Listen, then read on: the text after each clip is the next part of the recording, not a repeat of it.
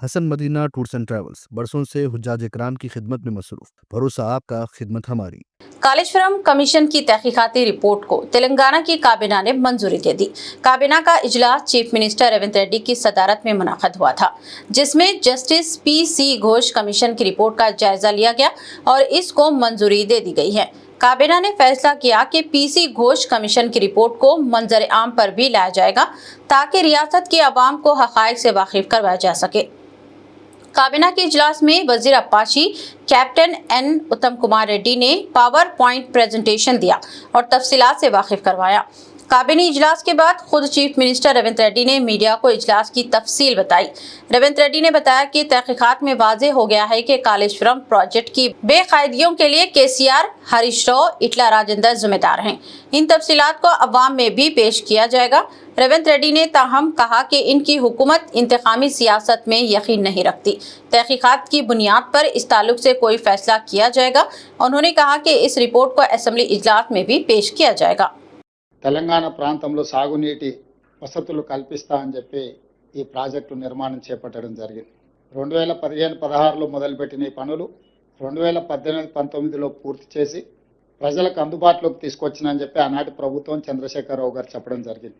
నిర్మాణం జరిగిన 3 సంవత్సరాల లోపే 2023 అక్టోబర్ ప్రాంతంలో మేడిగడ్డ బ్యారేజ్ కుంగిపోవడము, అన్నారం సుందిల్ల బ్యారేజులు పగుళ్ళు రావడము, ఆనాడు ప్రాజెక్టులు ప్రమాదంలో పడ్డాయి అని సాంకేతిక నిపుణులు, నేషనల్ డ్యామ్ సేఫ్టీ అథారిటీతో సహా కేంద్ర ప్రభుత్వ రంగ సంస్థలు గుర్తించి వాటి మీద విచారణ చేసి ఆ విచారణ సందర్భంగా ప్రణాళికల లోపం, నిర్మాణ లోపం, నిర్వహణలో లోపం, డిజైనింగ్, కన్స్ట్రక్షన్, ఆపరేషన్ అండ్ మెయింటెనెన్స్లో లోపాలు ఉన్నాయి.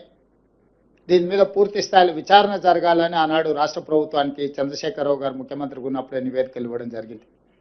ఆ సందర్భంలో పిసిసి అధ్యక్షుడిగా నేను, శ్రీ రాహుల్ గాంధీ గారు మేడిగడ్డ బ్యారేజ్ను సందర్శించి మా కాంగ్రెస్ పార్టీ నాయకులు ఆనాడు బట్టి విక్రమార్క గారు, శ్రీధర్ బాబు గారు, ఉత్తమ్ కుమార్ రెడ్డి గారు ఈ ప్రాజెక్టుల పర్యటనలు చేపట్టి ఇందులో లోపభూయిష్టమైన నిర్ణయాలు, అవినీతి, అశ్రిత పక్షపాతము, నిర్లక్ష్య వైఖరి, ఎన్నో లోపాలతో కూడుకున్న నిర్ణయాల వల్ల ఈరోజు దాదాపుగా 1,00,000 కోట్ల రూపాయలు పెట్టి నిర్మించిన కాళేశ్వరం ప్రాజెక్టు పూర్తిగా కూలిపోవడం, దీని మీద విచారణకు ఆదేశిస్తాం ప్రభుత్వం అధికారంలోకి రాగానే అని చెప్పడం జరిగింది.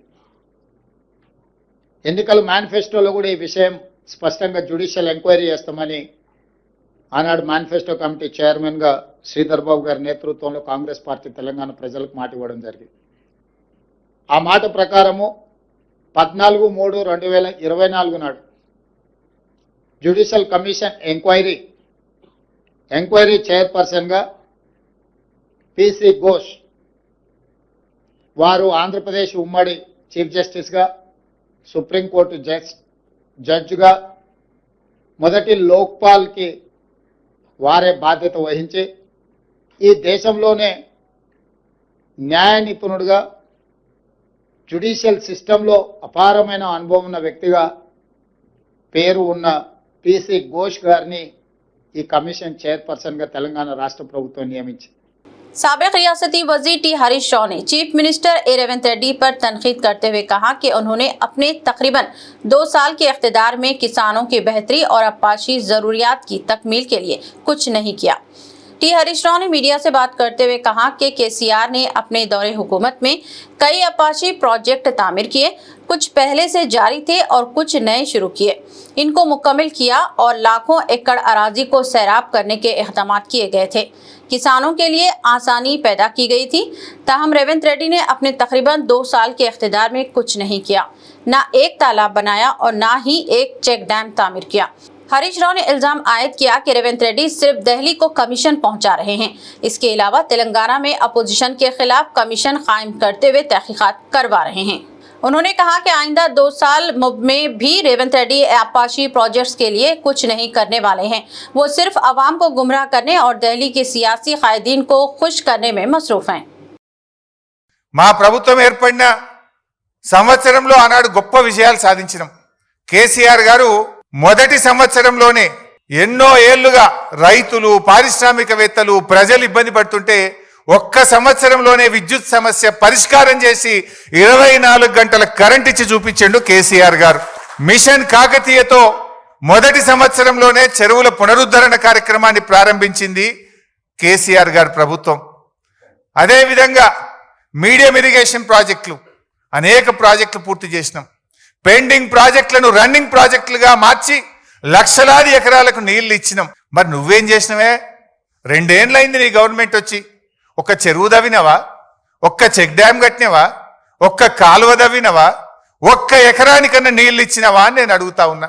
మీరు ఎంతసేపు కేసులు పెట్టుడు, కమిషన్లు వేసుడు తప్ప నువ్వు యాన్నన్ను ఒక రైతుకు ఒక్క ఎకరానికి నీ 2 ఏళ్ల పాలనలో నీళ్లు ఇచ్చినవా అని నేను అడుగుతా ఉన్నా.